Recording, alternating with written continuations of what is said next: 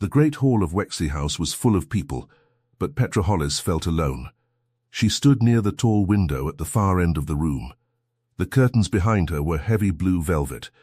They smelled faintly of dust and lavender, the way old fabric always did in these grand houses.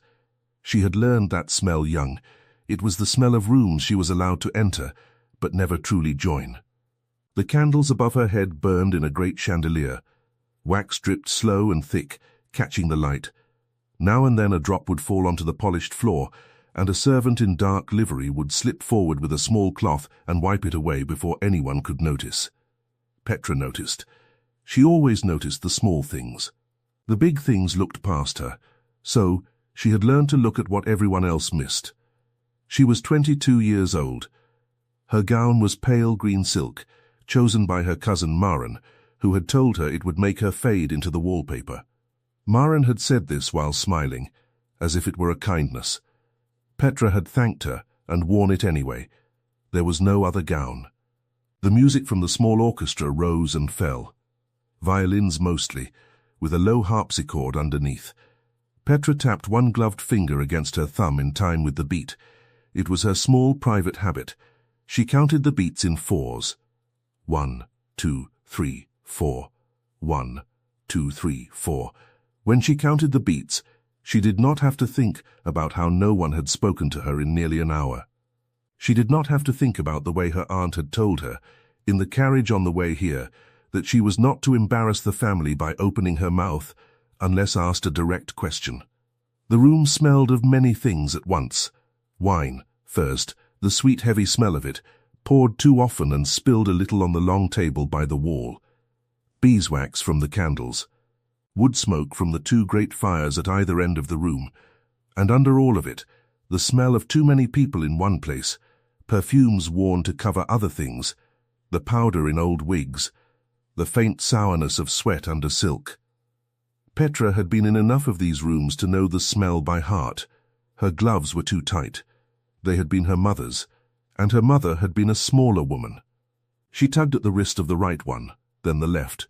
Then she pressed both hands flat against her skirt and made herself stand still. If she fidgeted, someone might look at her, and if someone looked at her, they might ask her cousin who she was, and her cousin would sigh and say, "Oh, that is only Petra," and Petra would rather stand alone forever than hear it said again. The dancers in the middle of the room turned and turned. Their shoes made a soft hushing sound on the wooden floor. Petra watched a young woman in a rose-colored gown laugh at something a young man had said. The young man had a small tear in the lace at his cuff. He did not know. Petra saw it and thought, someone will tell him later, and he will be embarrassed. And I hope they are kind when they tell him. A servant passed with a tray of small glasses. He did not offer her one. He had not seen her either. She turned her face toward the window. Outside, the garden was dark. Only a few lamps burned along the path. Rain had come earlier, and the glass was still marked with slow tracks of water. She pressed one gloved fingertip against the cold pane. The chill went straight through the thin cloth into her skin. It felt honest, that cold. Everything else in the room was warm and pretending. Behind her, the music changed. The dancers stopped and clapped politely. The room shifted the way rooms do when something has happened at the door. Voices lowered. Feet turned. Petra did not turn. She had learned not to hope that the shift meant anything for her. But then something else happened. The whole room went quieter than she had ever heard it go. Not silent. A great hall never falls fully silent, but the loud edge of the sound smoothed out. It was as if someone had laid a heavy hand on the noise and pressed it down. Petra felt it more than heard it. The tapping of her finger against her thumb stopped. She turned then. Slowly, curious in spite of herself. A man had come in through the far doors.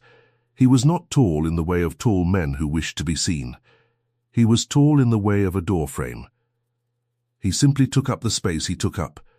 He wore dark grey, almost black, with a white cravat tied plainly.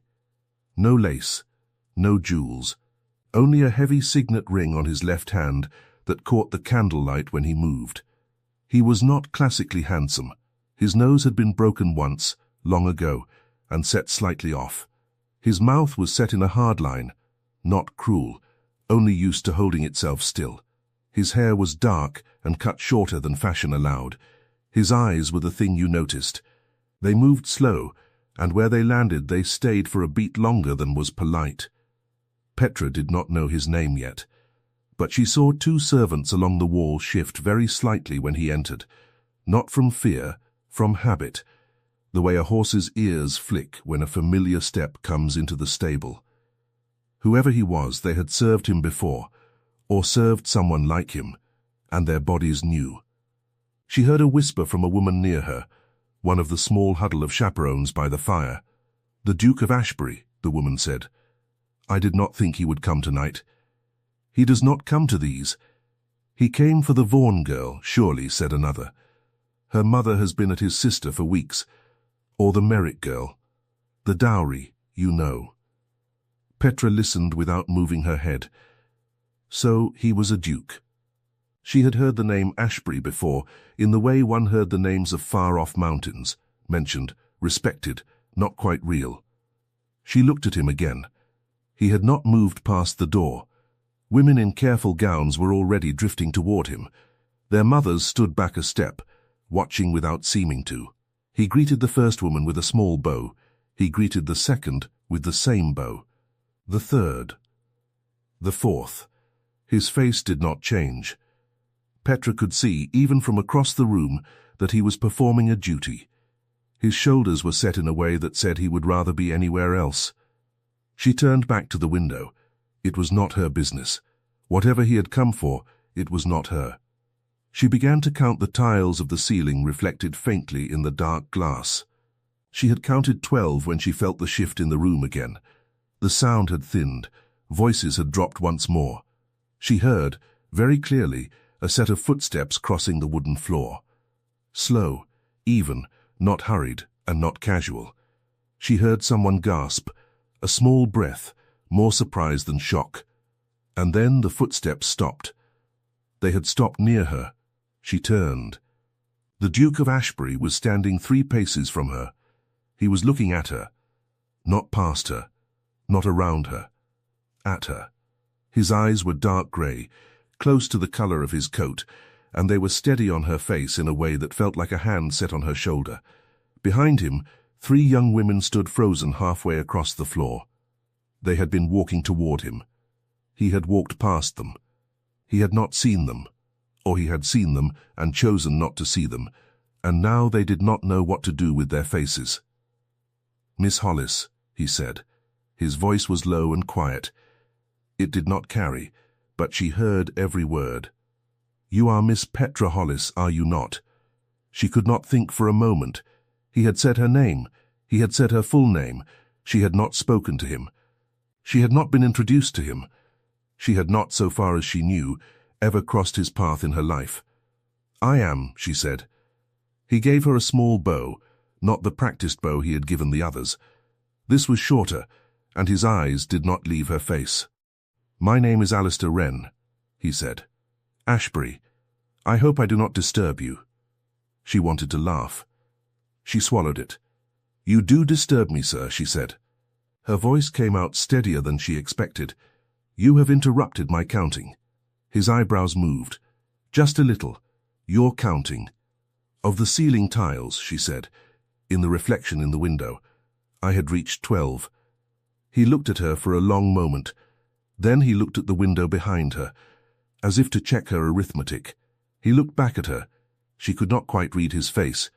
His mouth twitched at one corner. She would not have called it a smile. It was closer to the beginning of one. 12, he said. "And how many are there in total, do you suppose?" "I do not know yet," she said. "I have been interrupted." The 3 young women behind him had come unfrozen. They were retreating now, in small polite steps, back toward their mothers. Petra could feel the eyes of the room on her back. The velvet curtain behind her was thick and heavy, and she stood very straight against it, because if she leaned even a little, she thought the room might see her tremble. "I will not keep you from your work," the Duke said. "May I be permitted to know the final number, when it is complete?" She did not know what to say to that. He was mocking her. He must be. But his face did not look like a mocking face. It looked like the face of a man who had asked a real question and would wait for a real answer. "You may," she said, "if we should meet again." "I hope we shall," he said. He bowed again. He turned. He walked back across the floor, past the three young women who no longer knew where to place themselves, past the mothers whose faces had gone tight with careful confusion. He did not stop to speak to anyone else. He crossed the entire room, spoke a low word to a servant near the door, and went out into the hall beyond. The room did not go back to what it had been. Not quite. The music started again, and the dancers turned again, but every few moments Petra felt eyes on her, and then eyes away. And then eyes on her again. She stood at the window with her back very straight, and her hands folded in front of her, and did not look at anyone. Her cousin Maren came to her within the quarter hour. Maren was 2 years younger than Petra, and had been out in society since she was 17. She had golden hair that would not stay in its pins in a way that everyone found charming, and blue eyes she used the way another woman might use a fan. She smelled of rose oil and something sharper underneath, some powder her mother had bought from a French shop in town. "Petra," Maren said. Her voice was sweet. Her eyes were not. "What in the world did you say to him?" "I told him I had been counting ceiling tiles." "You cannot be serious." "I am." Maren stared at her for a moment. Then she laughed. A short, bright laugh. Well, he must have been very bored. Or very curious. "Do not, I beg you, do not think it means anything." "I do not think it means anything," Petra said. "Good, because Mama will hear of this, and she will not be pleased. I have not done anything. You have been noticed. That is doing something." Maren adjusted her glove. "Cousin, I say this with love. Do not make a fool of yourself. Men like that do not marry girls like you." "I did not know I had proposed to him," Petra said. Maren's smile went thin. "You are always so clever with words, cousin. It is a pity no one likes to hear them." She turned in a whisper of pink silk and went back to the fire. Petra did not move for a long time. The cold of the window pressed against her back through the velvet curtain. Her aunt was not looking at her, which was worse than being looked at. Her aunt was looking very carefully in every direction except hers. She left the ball as soon as it was decent to leave. In the carriage on the way home, her aunt did not speak to her. But Maren did. "He will not come again," Maren said. "You know that. Do not sit up hoping." "I will not sit up hoping," Petra said. And she meant it. The house they returned to was small and old and belonged to her aunt. Petra had lived in it for 6 years, since her mother had died, and her father had followed her mother a year after. She had a small room on the 3rd floor, with a slanted ceiling and one window that looked out over the kitchen garden. She undressed alone by the light of a single candle. The gown of pale green silk she folded and put back into its box. She did not think she would wear it again. Even if there was another ball, she thought, she would find a reason not to go. She sat on the edge of her bed in her thin white shift. The floor was cold under her bare feet. Somewhere below her, a door closed. Somewhere farther below, the cook was banking the kitchen fire for the night. She could smell the last of the coal smoke drifting up through the boards. She did not cry. She did not know why. She thought perhaps she should. A duke had crossed a room to speak to her, and her own cousin had told her, kindly, that she should not hope. She thought about the duke's eyes. Grey, steady, the small twitch at the corner of his mouth when she had said the word 12. She did not think he had been mocking her. She would think about it later, when the shock had settled, and she would try to decide. But not tonight. She blew out the candle.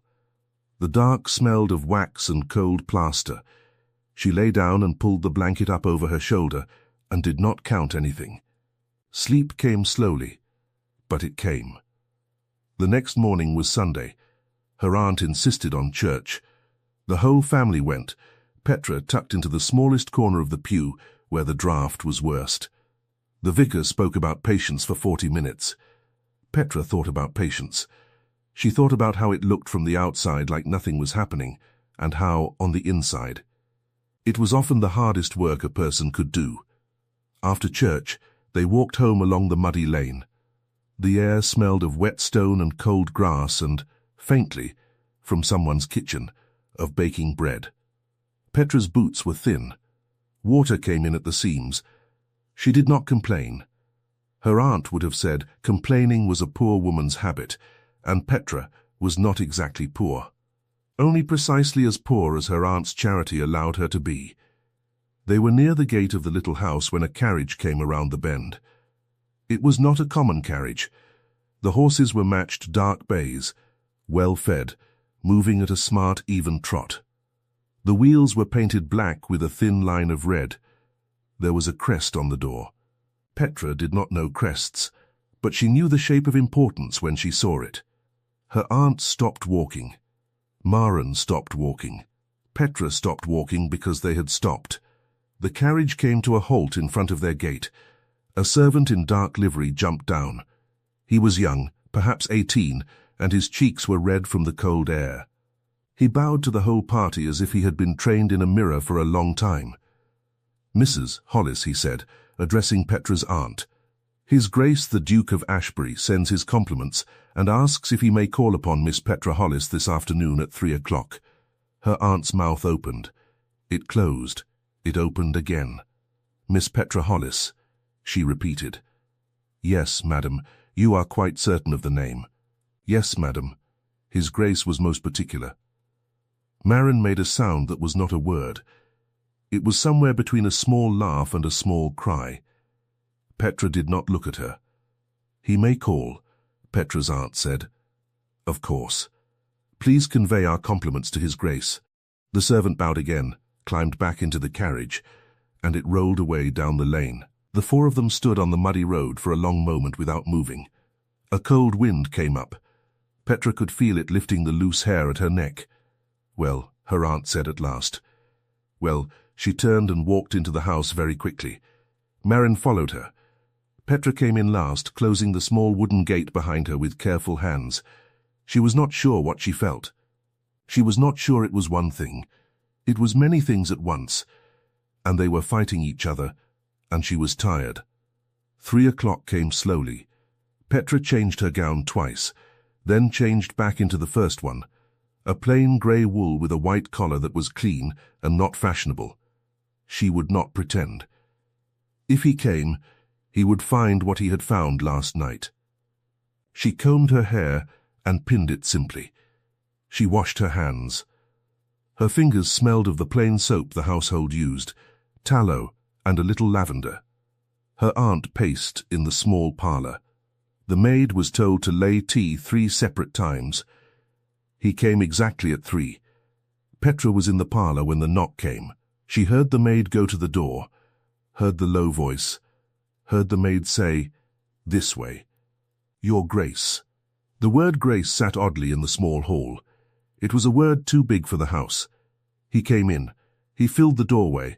He was in the same dark grey as the night before, only without the cravat pin and with mud on his boots from the lane. He bowed to her aunt first, then to Maren, then to Petra. "Mrs. Hollis," he said. "Miss Hollis, Miss Petra Hollis. Forgive the short notice." "Not at all," her aunt said, her voice pitched 2 notes higher than usual. Please sit. Tea is coming. Or brandy, if your Grace prefers." "Tea, thank you." He sat in the chair by the small fire. The chair was too small for him. He did not seem to mind. He looked around the room once, quickly, taking in the fading paper on the walls, the worn spot in the rug, the small painting over the mantel. His face gave nothing away. The tea came. Her aunt poured, with hands that shook a little. Maren sat with her ankles crossed and did not speak. Petra took her cup and set it on the small table beside her, and did not touch it. "I hope," her aunt said, "that your Grace found last night's gathering agreeable." "I found parts of it very agreeable, madam." "Was there any part in particular?" "There was." Silence. Her aunt tried again. "The music was very fine, I thought." "It was passable." "Ah, yes, passable." The Duke turned his head slightly. He looked at Petra. "Miss Hollis, did you complete your count?" Petra felt her cheeks warm. She did not look away from him. "I did not, Your Grace.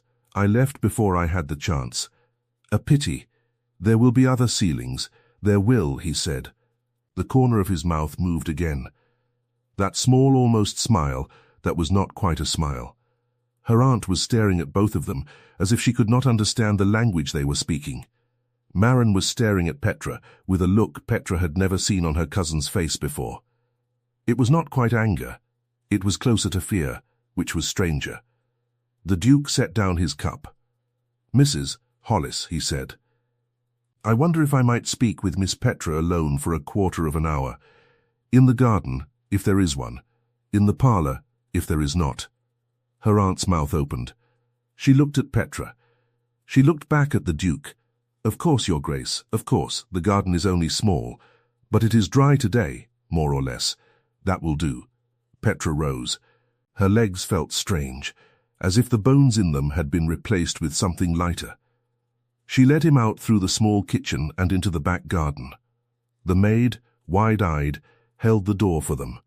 The garden was, as her aunt had said, small. A rectangle of grass, a bed of herbs, a low stone wall at the far end. The air smelled of wet earth and rosemary. A robin sang somewhere in the hedge. The sky was low and grey and threatening more rain. The Duke walked with her to the wall. He did not touch her. He kept a proper distance. When they reached the wall, he stopped and looked out over it, at the bare field beyond. "Miss Hollis," he said, "I am not skilled at this. I will speak plainly. May I? Please do. I do not know you. You do not know me. Last night was the first time I had ever seen your face. That is what I thought," she said. "I am aware," he said, "that in most rooms, in most seasons, in most years, I would not have seen you last night either. You were standing very still. You were counting. You were not trying to be noticed." "No, Your Grace. I was not. Something about that made me look. I do not fully understand it. I am telling you the truth, because you deserve the truth, and because I have very little of it in my life at present." Petra folded her hands together. Her gloves were the same pair from last night. She had not been able to find another. She looked at the rosemary. She smelled the sharpness of it in the cold air. "I do not want to marry any of the women who were positioned in that room last night." The Duke went on. "I have been told by many people, over many years, that I must marry, and I must marry soon, and I must marry well. I have found reasons not to. I am running out of reasons. I do not want to marry a stranger who has been trained since the age of 6 to smile at me." He turned to face her. His eyes were the same steady grey as the sky above them. "I do not know that I want to marry you," he said. "I am not going to lie and tell you I do. I know that I want to know you. I know that I want to sit in a room with you and hear what you actually think about the ceiling and the music and everything else. I know that if I do not do this now, quickly, badly, I will lose my nerve and marry the woman my sister has chosen. And I will regret it every morning for the rest of my life." Petra was quiet. The robin sang again. The wind lifted the hem of her skirt. "Your Grace," she said, "may I ask you something? Please, why me?" He was quiet for a longer moment than she expected. When he spoke, his voice had gone even lower. "I have been in rooms like that one," he said, "since I was 15 years old. In every one of them, everyone in the room is performing. Everyone. The servants, the mothers, the daughters, the men. I perform. I have been performing for so long I am not always sure what is underneath it anymore." He looked at her. "You were not performing. You were counting. I am not saying that as a compliment. I am saying it as a fact. I looked across the room and I saw one person who was not doing what everyone in the room was doing. I wanted to know why.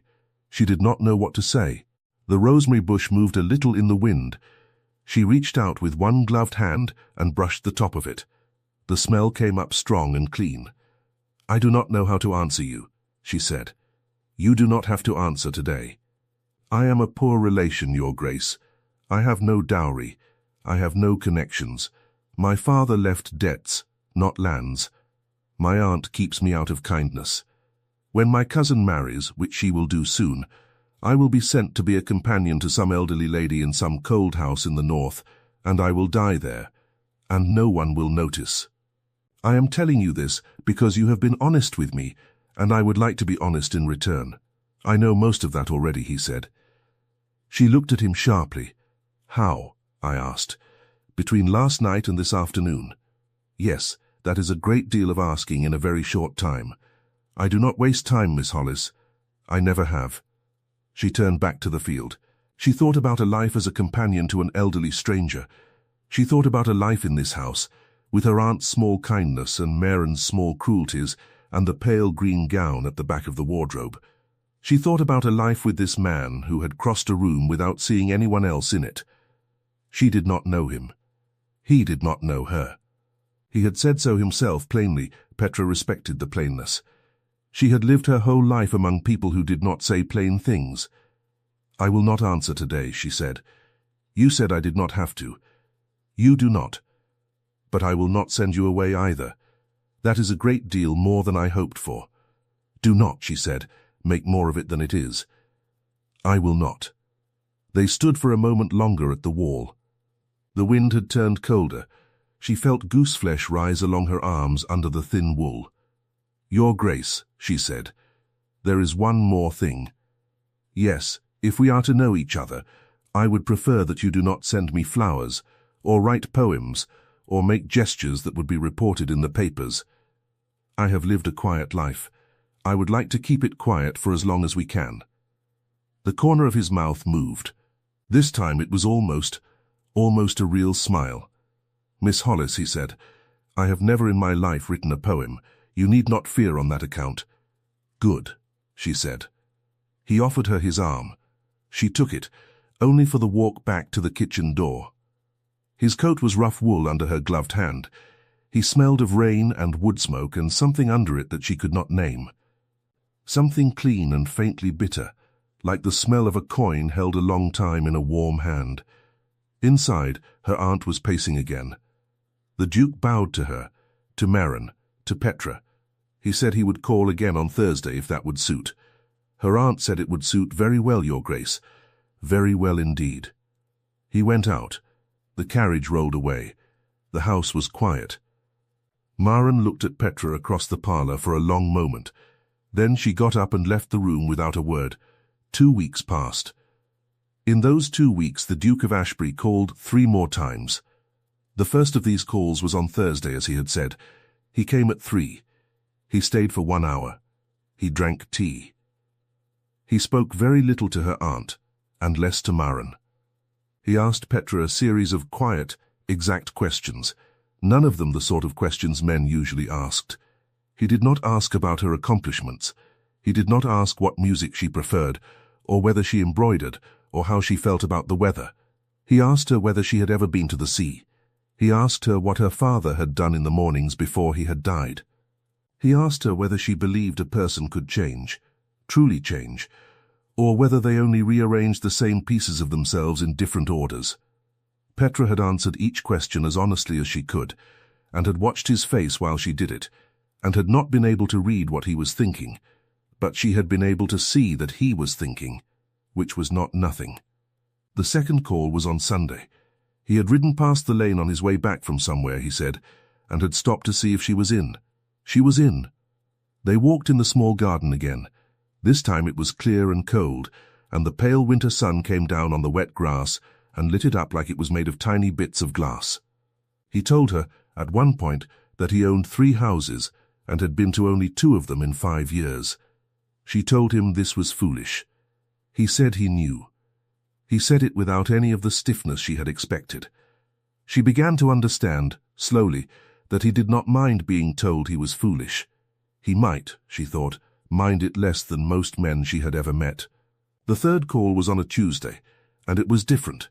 He came in a plain black coat and asked her if she would walk with him further afield, if her aunt would allow it. Her aunt would allow it, breathless. He gave Petra his arm, and they walked out past the village, up along the low road that ran beside the fields. He did not offer his carriage, he did not summon a horse. He walked, and she walked beside him, and they were silent for long stretches, and the silence was not uncomfortable. "Miss Hollis," he said, when they had gone perhaps a mile, "may I ask you a difficult question? You may. If I asked you today to marry me, what would you say?" She stopped walking. The wind was coming down off the fields, cold and thin. She could smell wet earth and, faintly, the smoke from a farmhouse chimney some distance away. "I would say," she said slowly, "that it has only been 2 weeks. Yes, I would say that I do not know you well enough to promise you my life. Yes, I would say that I am afraid, Your Grace. I am afraid of being made a fool of. I am afraid of standing at the front of a church in a gown you paid for and finding out, when it is too late, that you did not mean it. I have watched my cousin Merrin for many years. I know how a woman may be raised up and then set down. I have no other place to fall. Do you understand?" "I understand. So I would not say yes today." He nodded once. "I am not asking today. I am asking what you would say, so that I know how to think about the next weeks. Ask me again," she said, "in 6 weeks. If you still want to, I will." They walked on. It began to rain a little, a fine cold rain that was not quite mist. He turned up the collar of his coat. She pulled the shawl she had brought closer around her shoulders. Neither of them suggested going back. It was on the walk home that Merrin came into the road ahead of them. Merrin had been in the village on some errand of her mother's. She stopped when she saw them. Her face went through 3 expressions very quickly. The last of them settled, and it was not a good one. "Cousin," Merrin said, when they were close enough. "Your Grace, what a happy meeting." "Miss Merrin," the Duke said, and inclined his head. Merrin fell in beside them. She began to talk. She talked lightly, prettily. She talked about the assembly the next week, and about a new pianist, and about the ribbon she had bought that afternoon. Every so often she asked the Duke a question. He answered her briefly. Every so often she made a small joke at Petra's expense. Nothing so sharp that a stranger would have called it cruel, only sharp enough that Petra, who had lived with Merrin for 6 years, felt it under her ribs. "My cousin is such a serious creature," Merrin said. "She has been so since we were children. She used to sit under the table at the parties and count the buckles on people's shoes." "How resourceful," the Duke said. "Oh, resourceful, yes, Petra has always been resourceful. It is her chief accomplishment. She does not sing, you know, or draw, or play. But she can count buckles. That is something, I suppose." The Duke did not answer. He walked on. "I did tell her, Your Grace," Merrin went on, with the sweet voice she used when she was being cruel and hoped no one would notice, that she must not sit up hoping. "I told her right after the ball. I said, Petra, men like His Grace do not marry girls like you. I said it kindly. I did not want her to be hurt." Petra kept walking. She did not slow. She did not speak. She did not look at Merrin. She looked at the road in front of her, and she counted her steps. 1, 2, 3, 4. 1, 2, 3, 4. The Duke stopped walking. He stopped in the middle of the road. Petra had to stop too, or leave him standing there. Merrin, 3 steps ahead, stopped and turned. The rain fell on all of them. "Miss Merrin," the Duke said. His voice had gone very quiet. Petra had learned already that when he wanted to be heard, he did not raise his voice. He lowered it. "Yes, Your Grace. Say the last sentence you said. Say it again. To me." Directly, Merrin blinked. "I do not, you told your cousin, in what you have described as kindness, that men like me do not marry girls like her. I would like you to say that to me." "Directly, I only meant, I know what you meant." Merrin's face had gone white and then pink. Rainwater was running down the side of her carefully arranged hair. She could not seem to fix her mouth into any shape. "Your Grace," Petra said. "Please." He turned his head to her. His eyes were still the same steady grey. "You do not have to defend her, Miss Hollis. I am not defending her. I am asking you not to do this on the road." He looked at her for a long moment. She saw him think about it. She saw him decide. He gave her a small nod. "Very well," he said. He turned back to Marin. "Miss Marin, you have said what you have said. I will not require you to say it again, but I will tell you once, so that you will know. Your cousin is not a girl like the girl you think she is, and I am not a man like the man you think I am. Please do not make either mistake again. Good day." He offered Petra his arm. She took it. They walked past Marin, who did not move. They walked the rest of the way to the gate of Petra's aunt's house in silence. The Duke saw her to the door. He did not come in. 6 weeks, he said quietly. 6 weeks, Petra said. She went inside. The house smelled of the mutton her aunt had ordered for dinner, and under that, of damp. She went up to her room. She sat on the edge of her bed. Only then did she let her hands shake. Marin did not speak to her at dinner, nor at breakfast, nor for the next 3 days. Petra found this a kind of peace, but peace, she had learned, was rarely long. The invitation came at the end of that week. There was to be a large gathering at Wexley House again, in 10 days' time. All the same families, all the same daughters, and, so it was rumoured, the Duke of Ashbury.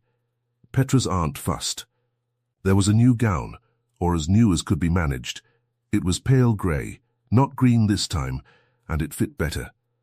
Petra let her aunt fuss because it seemed to make her aunt happy, and Petra had few chances to make anyone happy, and she took them where they came. The night of the ball, the carriage smelled of the polish on her aunt's good gloves and, faintly, of the peppermint Marin always chewed to sweeten her breath. Petra sat with her hands in her lap. Marin, across from her, did not look at her. She had not looked at her in a week. At the door of Wexley House, the same butler bowed them in. The same great hall, the same chandelier, the same smell of wax and wine and too many people. Petra stood again by the window at the far end. She did not count tiles this time. She did not need to. She was thinking about 6 weeks. She was thinking about what she would say. She was thinking about what she wanted. She was thinking about that when the trouble came. It came in the form of a woman Petra did not know well. Her name was Lady Fenwick. She was perhaps 40, thin, well-dressed, and famous for a tongue that could cut through velvet. She was, Petra understood dimly, some kind of second cousin to the Duke's late mother. She had ambitions for her own daughter, a pretty pale girl named Cecily, who was standing by the fire pretending not to watch. Lady Fenwick came across the room to Petra. She did not come alone. She came with 2 other women, both older, both interested. The 3 of them arranged themselves in a small half-circle in front of Petra, so that Petra could not easily move without pushing past them. "Miss Hollis," Lady Fenwick said. Her voice was pitched to carry. It carried. "I have wanted to meet you. I have heard so much. Have you, madam? So much. My dear, you have been a topic of conversation in every drawing-room in the county. My daughter's tutor was telling us only yesterday that his laundress had heard from the Duke of Ashbury's own valet that the Duke has been calling here in the village. Extraordinary. Quite extraordinary." Petra said nothing. She had learned that when people were speaking to hurt, silence was often the sharpest reply. "I must say," Lady Fenwick went on, "I do think it is such a shame that you have allowed yourself to be paraded about in this way. I do not blame you, of course. A girl in your circumstances. What choice have you? But I did want to say, kindly one woman to another," she leaned in slightly. She lowered her voice, but not so much that the people around them could not hear. "I did want to say, Miss Hollis, that a duke who has been made to see a woman by pity does not make a wife of her. He will amuse himself with the novelty of you for a few weeks. He will tire of you, and when he tires, he will marry my Cecily, or Miss Vaughan, or one of the others who was raised to be his equal. And you, dear girl, will go back to your aunt's little house, and you will be poorer than before, because you will have known what it felt like to be looked at. I do hope you understand. It is not kindness to let you go on thinking otherwise. The women behind her did not say anything. But they did not look away either. Around them, the noise of the room had gone thin, the way it had gone thin the first night the Duke had walked toward Petra across the floor. People were listening. Cecily by the fire was listening. Maren, standing somewhere by the door, was listening. Petra felt her hands go cold inside her gloves. She felt her breath go tight. She felt, for one long, slow moment, the whole weight of the room press on her. The candlelight, the smell of wax and wine, the sound of silk, the eyes. She could feel her heart in her throat. She could feel the tears at the back of her eyes. She did not cry. She did not argue. She looked at Lady Fenwick for a long moment. Then she reached, with a hand that was almost steady, for one of the small glasses of red wine on the tray a passing servant carried. She took the glass. She held it. She looked at Lady Fenwick. "Madam," Petra said, softly, "thank you for your kindness." She curtsied. It was a perfect curtsy. Her aunt would have wept to see how perfect it was. As she rose from the curtsy, her wrist tilted. The wine came out of the glass in one long, slow arc. It went not onto Lady Fenwick. It went onto the floor between them, splashing red across the polished wood, spattering the hem of Lady Fenwick's expensive pale gown only lightly, only enough to be noticed. "Oh," Petra said, softly, "how clumsy of me. I do beg your pardon, madam." My hand shook. "It was, as you said, the shock of your kindness." Lady Fenwick opened her mouth. She closed it. She looked down at the hem of her gown, at the small red splashes that would never come out. She looked at Petra. Petra was still looking at her with the same soft, polite expression. At that moment, from the doorway of the hall, a voice said, quietly, "What has happened here?" The room went silent. Not the polite thinning of noise. Silent. Real silent. The kind of silence where you can hear a candle sputter across the room. The Duke of Ashbury stood in the doorway. He had come in without any of them noticing. He was in dark grey again, plain white cravat again, the same signet ring on his left hand. His face was still. His eyes were on the wine on the floor. Then they were on Lady Fenwick. Then they were on Petra. No one moved. Nobody in that whole crowded hall so much as lifted a fan. The little orchestra had stopped between one note and the next. A footman with a tray had paused halfway across the floor and was standing very still, as though he had been told to hold that position and not move for a great while. Petra heard, very clearly, the small crack of a log in the fire. She heard her own breath in her ears. She heard someone at the back of the room begin to laugh, nervous, and then choke it off. Then even that was gone. There was only silence, and the smell of the spilled wine coming up from the floor, dark and rich and sweet. The Duke crossed the room. He did not go quickly. He crossed the room the way he had crossed it that first night, one even step after another, unhurried, as though there was nowhere in the world he had to be but here. Nobody stepped into his path. The women in his way parted for him without needing to be asked. His boots were quiet on the wood. The wine glinted where it had spread. He stopped in front of Petra. He did not look at Lady Fenwick. He did not look at anyone else. He looked at Petra, and only at Petra, and she felt the whole weight of that look settle on her like a hand. "Miss Hollis," he said. His voice was quiet. It carried anyway. "Your Grace, you have been long enough, I think, at these gatherings. I have been long enough at them also. Would you do me the kindness of hearing me speak now, in front of these witnesses, so that I need not say this in another room, on another night, and give the story time to change in the telling?" Petra could not speak. She nodded. Once, he took her hand. He did not kneel. Petra would think later that if he had knelt she would have run from the room, because kneeling would have made it a performance, and this was not a performance. He held her hand in his, and he turned so that the whole room could see, and he spoke without raising his voice. "I mean to marry Miss Petra Hollis," he said, "if she will have me. I have made no other offer to any other woman. I will make no other offer to any other woman. Anyone who has been told otherwise has been told a lie. I will thank you all to remember that." He stopped. He looked then at Lady Fenwick. "Madam," he said, still quietly, "the floor requires attention. Perhaps you would be so good as to step aside." Lady Fenwick stepped aside. She did not appear to know she was doing it. She stepped aside the way a leaf steps aside when a stone drops into a stream. The Duke turned back to Petra. He did not say the word love. He did not say the word marry again either. He only looked at her and waited. The room was still perfectly silent. Petra could feel every eye. She could feel her cousin Marin somewhere at the edge of her vision, could feel the sharp small shape of Marin's face, but she did not look. She looked at him. "Your Grace," she said. Her voice came out very small and very clear. "You said 6 weeks. I did. It has been 2. I know. Then why?" The corner of his mouth moved. "Because I could not stand in that doorway another moment," he said. "And watch that woman say what she was saying to you, and not say what I meant. I would not have your name spoken as it was being spoken. Not while I stood in the room. Not while I had a name of my own to lend you." She looked at him.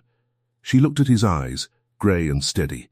She looked at his hand around her hand. She looked at the wine on the floor.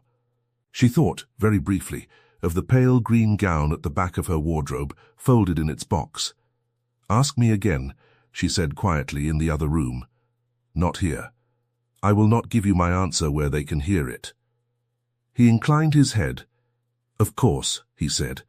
He offered her his arm. She took it. They walked out of the hall. Behind them the silence held for another long moment before it broke, in a great rush of whispering and skirts and low urgent voices. Petra did not look back. Her hand on his arm was steady. He led her to a small side room.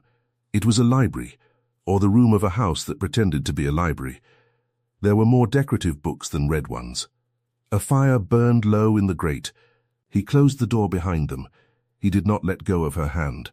For a long moment neither of them spoke. The fire snapped once. Petra could smell the old paper of the books and the smoke of the low fire, and, still faintly on her own hand, the wine. "Your Grace," she said. "Not tonight," he said. "Not that. Not the title. Only tonight, if you can bear it. Only my name." "Alistair," she said. She had not said it before. It felt strange in her mouth, and not unpleasant. "Yes, why? You keep asking me that. You have not yet given me an answer I trust. You have given me many honest sentences. None of them was quite the true one." He looked at her for a long, slow moment. She waited.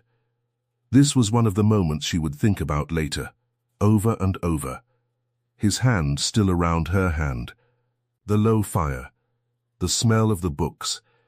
The distant sound of the hall through the closed door, very far away. "The first night," he said. "In the ball.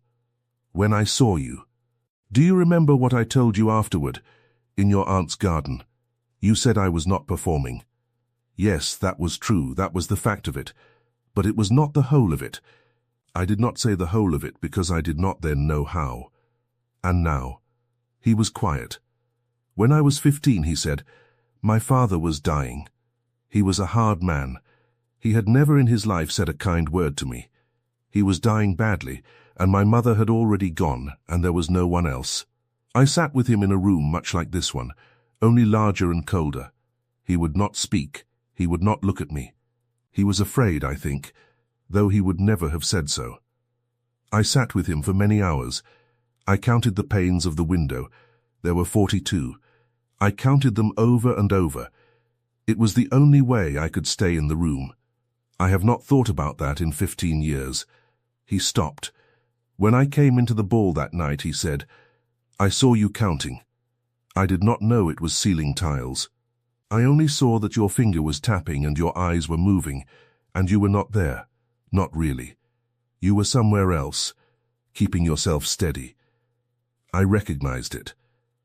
I have not in all my life seen anyone else in any of those rooms do what I did in that room by my father's bed.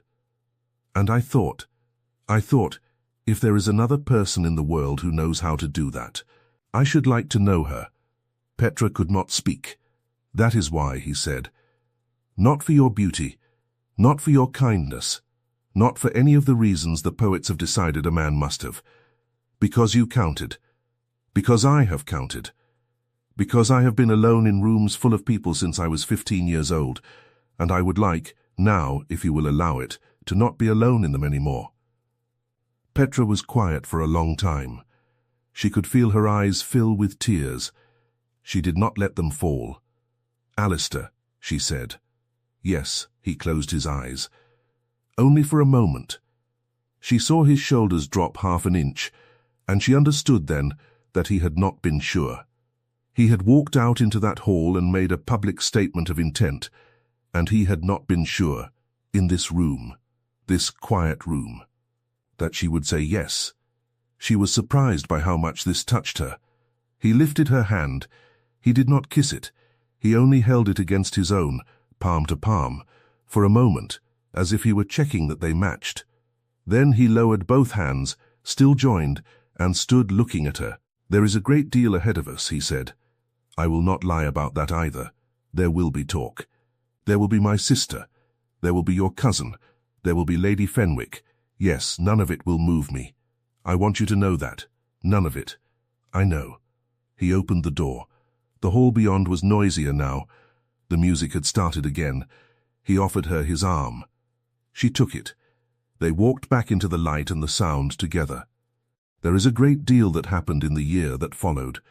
There was a great deal of talk, as he had promised. There was Lady Fenwick, who moved to another county before the wedding and was not invited. There was the Duke's sister, who arrived at his estate meaning to be difficult, and left, 3 weeks later, having decided she liked Petra better than she liked most people, including her brother, and telling him so. There was Maron, who wept privately and behaved beautifully in public, and who, in time, made a decent enough marriage of her own to a man who deserved her more than she deserved him. There was the wedding, which was small. Petra had asked for it to be small, and the Duke had listened. It was held in the little village church near her aunt's house in early spring, with the smell of wet earth and the first hyacinths coming through the door every time it opened. And there was, one afternoon in the summer that followed, a moment Petra learned about only by accident, and which changed the way she understood the man she had married. It was the daughter of one of the estate's grooms, a girl of about 11, sharp-faced and quiet, who had a bent leg from a fall when she was small. Petra had noticed her once, at a distance, standing at the fence watching the horses. The girl had a way of looking at the horses that Petra recognized. She had turned once to her husband and said, without meaning much by it, "There is a child at the fence who watches the horses like she is starving." He had said nothing at the time. She had not thought of it again. It was a small thing. It was 3 months later, in the kitchen garden of the estate, that the head gardener's wife told her. The woman was a plain, direct person, not given to gossip, and she told Petra almost by accident, in the middle of a conversation about roses. "His Grace has been very kind to little Anne," she said, and then went on with the roses. Petra had stopped her. What did she mean? Kind how? The woman had blinked at her. "The lame child, my lady. The groom's girl. His Grace has arranged for her to be taught to read. And she has a small mare of her own now, a gentle one. He arranged it after Christmas. He did not want it made public, he said. He said the child would be teased if it was known. My husband was only to see that the mare was cared for." Petra had not said anything. She had gone back to the house and up to her rooms and had sat by the window for a long time. She had thought of the girl at the fence. She had thought of one sentence she had said, in passing, one afternoon, that she had not remembered saying until now. She had not thanked him for it. She had not, in the end, ever mentioned it to him at all. She had understood, sitting there in the window, that he would not want her to. He had done it because a child was hungry to look at horses, and because he could, and because it cost him almost nothing. He had not done it for her. He had done it because he had heard her, and had remembered. She had understood then, more fully than she had understood on the day she said yes to him in the small library, what kind of man she had married. A year and a half after the wedding, in the last hard cold of a February morning, Petra sat by the great window of the small east parlour of Ashbury House. The window looked out over the winter lawn. Frost lay thick on the grass. Her breath, when she pressed close to the glass, came out in small white clouds and left a soft haze on the pane. The room smelled of the coal fire in the grate and of the pot of tea that had gone half cold on the table beside her, and, very faintly, of the honey soap she had begun to use because her hands cracked in the cold. She was reading, not counting. She had put counting away, mostly in the year and a half since her wedding. She had found that she did not need it as much as she had thought. She still did it, sometimes on the very bad days. He still did it too, she suspected, though he had never said so.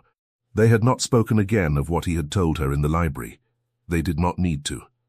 It sat between them like a small stone that was theirs and that no one else knew about. Behind her, the door opened.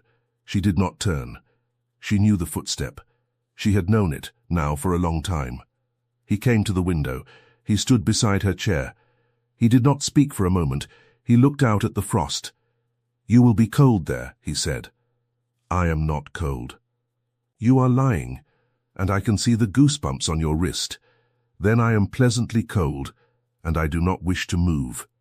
He put one hand on the back of her chair. His fingers were near her shoulder, not quite touching. It was the way he stood by her now most mornings. Not on her, not off her. Near, the particular near that had grown up between them. "I have counted them," she said. "Counted what?" "The panes of this window." "How many?" 24. He was quiet a moment. Then he said, "I counted them last night. There are 24. "Yes," he set his hand, finally on her shoulder. His palm was warm through the wool of her morning gown.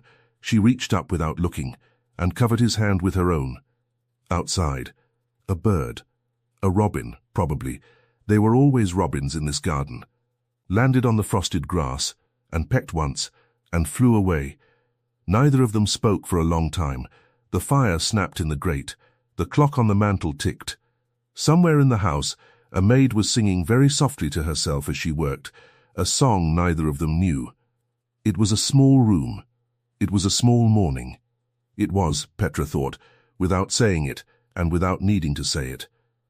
The whole of what she had wanted, when she had not even known she was allowed to want it. He bent, at last, and pressed his mouth once, lightly to the top of her head. It was not a kiss, quite. It was the shape of a promise that had already been kept. "Come away from the window," he said. "The tea has gone cold.